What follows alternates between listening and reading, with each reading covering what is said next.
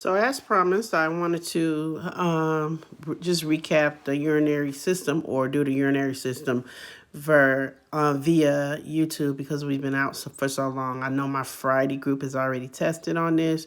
Monday group, we're going to have to figure out something we can do. You guys are so far behind with exams and all of that, but I promise you we'll make it up. So, cystitis is usually, we have common symptoms of cystitis, which is frequency, urgency, and also dysuria. And just remember, in the older adult, sometimes if they are having confusion, it may be attributed to UTI. So, it would not be a bad idea to do a urine dipstick to see what that shows. Most times, it'll show positive nitrates and increased leukocytes for the older adult, and sometimes they'll have increased temperature as well. But cystitis is just inflammation of the bladder, characterized again by common symptoms of urgency, frequency, and dysuria. Okay, older adults, you'll see also confusion.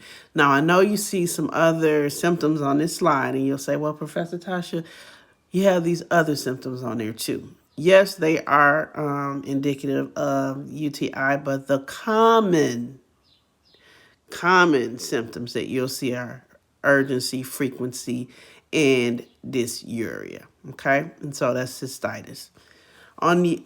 So how do we treat cystitis? First of all, the doctor will do what's called treat it empirically. And so what they'll do is use what's called a wide spectrum antibiotic, sometimes Bactrim DS, which is most common if the person does not have an allergy to sulfur. And so what they'll do is they'll treat it empirically, but what we need to do first before giving antibiotics is we want to make sure that we collect that urine and also get a culture of that as well. And once the culture comes back, the doctor then can treat it a little bit more specifically according to the organism causing the UTI or cystitis. The most causative organism for cystitis, though, however, is E. coli. And so, not that other organisms don't cause it, but that's the most common one that we see. All right. And so, we diagnose it via urine culture and sensitivity, and along with treating with antibiotics. One thing we want to teach or education in regards to antibiotics and bladder infection, we need to have the patient finish the whole course so that the body won't build up a resistance to that antibiotic. Okay, so that's how we end up with resistance to antibiotics. Other things we can do for urinary tract infection, cystitis, is we can offer cranberry supplements. So cranberry supplements, cranberry juice, and also increase the intake of water. Now, and that would be in patients who are not predisposed to disorders such as congestive heart failure and kidney disorder. In those patients, we cannot increase fluid intake, but outside of those circumstances, we do need to increase that. Okay, increase fluid intake as you see on your slide here.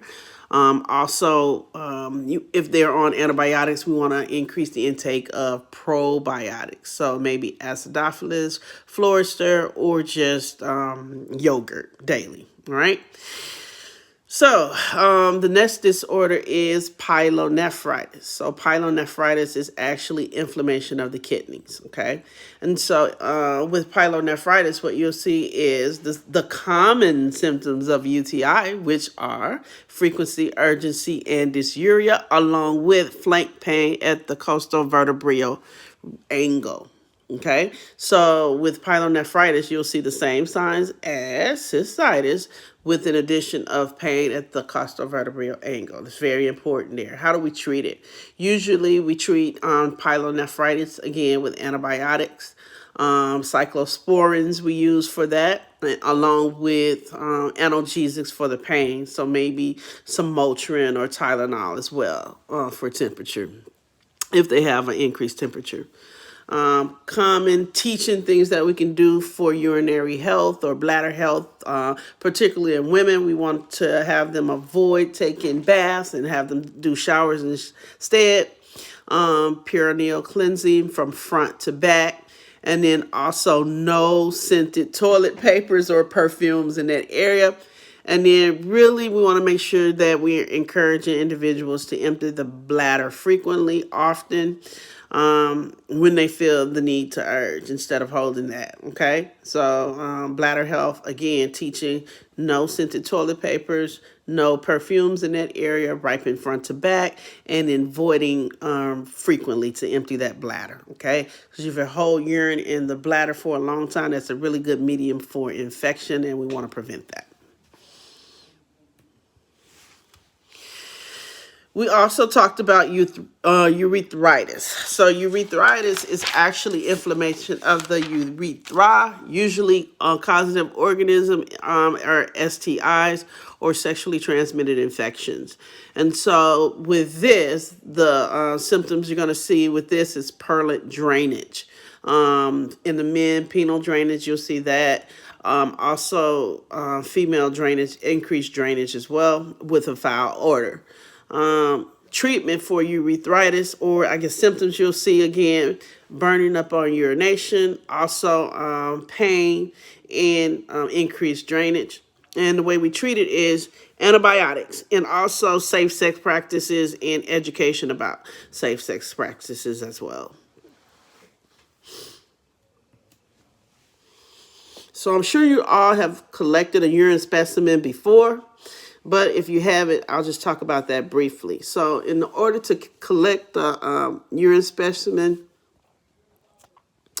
you would need to, number one, have the person, if it's going to be a clean catch, you're going to have them void a little bit in the toilet. Well, first, wipe front to back, clean the area, void just a little bit in the toilet, and then the rest in the specimen cup. Really, really important. You want to make sure that when you're collecting the urine, that it is properly labeled with name and also date of birth and time of collection. I don't know how many times I've seen before urine cultures collected but not properly labeled, and then we have to do the test all over again.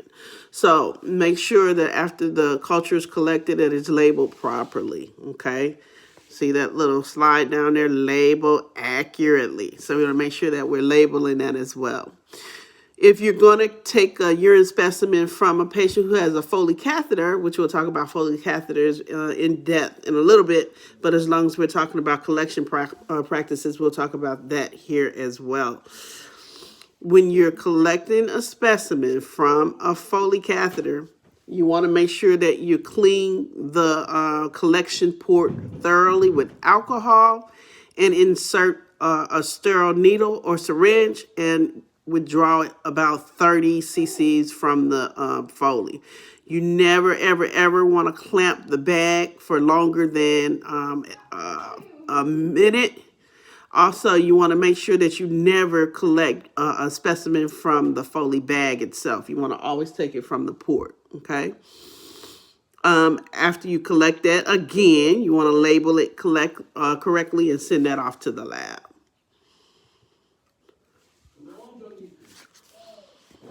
Some additional diagnostic tests that we talked about for the urinary system. We talked about a serum creatinine and BUN. BUN and serum creatinine. According to your MedSurg book, which is the book that we're studying out of, you have a BUN range of 7 to 20. Now, that range, this is the range that we're going to use for testing purposes. Although I understand that some diagnostic lab studies may be slightly different. You might see 10 to 20. But your book says 7 to 20, so that's the range we're going to go with. The BUN is usually collected when we're looking at whether a person has good fluid hydration status. So it'll tell us if our patient is having a problem with dehydration. Also, a lower BUN level, so if it's less than 7, that could mean that the person has severe liver damage and also a protein deficiency. And so 7 to 20 is what we're going to see. Below 7 would be a lower level, and above 20 would be an elevated level. Usually elevated levels, again, is very indicative of dehydration. The creatinine, serum creatinine, tells us how well the kidneys are functioning, essentially. And so what they do is they look at creatinine level. Creatinine is a waste product of skeletal muscle activity, and it is produced in fairly constant amounts and excreted through the kidneys. And so if we're seeing a patient with an elevated serum creatinine level, most time we're looking at kidney failure. And in fact, if it goes above, your book says 0.8 to 1.2, so those are the levels we're going to use. If it goes above 2, sometimes it can get to high as 3 or 4. We're looking at severe kidney failure there, and then at that point, we're looking at kidney dialysis. If we want to look at visualize the kidneys for stones, we might do what's called a KUB, which indicates a kidneys, ureter, and bladder test. Okay, and so for that, the patient would need to just have an X-ray gown, and also tests for pregnancy before doing the KUB. Again, we do a KUB for kidney stones, which we'll talk about a little bit later. I know if we were in class, I would ask you guys about a bladder scan. Bladder scans are used commonly particularly in long-term care.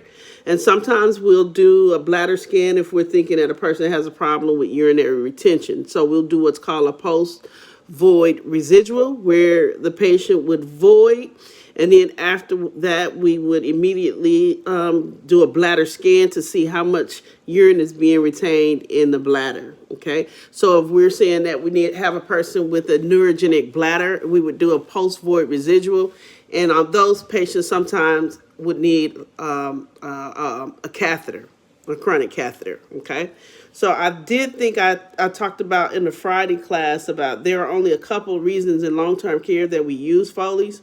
And that is for neurogenic bladder, and also if patients have a stage 3 or stage 4 pressure ulcer. Other than that, Foley catheters are discouraged because of the risk of infection.